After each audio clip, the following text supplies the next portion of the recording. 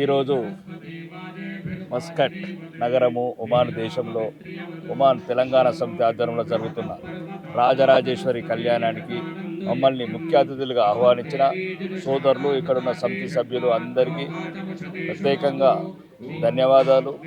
మరి ముఖ్యంగా ఒక మస్కట్ నగరంలో ఈరోజు హిందువులకు సంబంధించి, సనాతన ధర్మం సంబంధించి సాంప్రదాయాలు, సంస్కృతి, ఈ సనాతన ధర్మం ముందుకెళ్ళాలంటే ఇట్లాంటి పండుగలు అవసరం.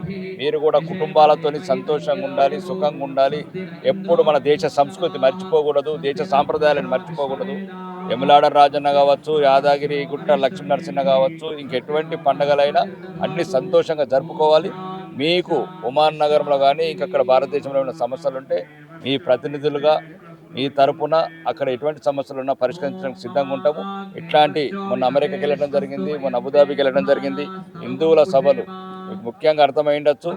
ఎక్కడికి వెళ్ళినా ఎక్కడున్నా కట్టు, బొట్టు, మణికట్టు, మంగళసూత్రం, మందిర్రైనా, సింధూర్రైనా ఇవన్నీ ఉండాలి. కాబట్టి ఇది మర్చిపోకండి. భారతీయ సంస్కృతిని ఏ దేశమేగినా, ఎక్కడ కాలిడినా పొగడరా నీ తల్లి భూమి భారతని, పొగడరా నీ తల్లి తెలంగాణ తల్లిని అన్నట్లు మీరు ఈరోజు బాగా సంతోషంగా ఉంది. మీ అందరిని చూస్తే మా పూర్వజన్మ అదృష్టం మీతో కలిసి ఇక్కడ ఈ రాజరాజేశ్వరి కళ్యాణంలో మేము పాలు పంచుకోవడం మా పూర్వజన్మ సుకృతం. నిజంగా కూడా ఈ క్షణాలని, ఈ రోజుని, రేపటి జరిగే కళ్యాణోత్సవాన్ని మా జీవితంలో మర్చిపోలేని రోజు.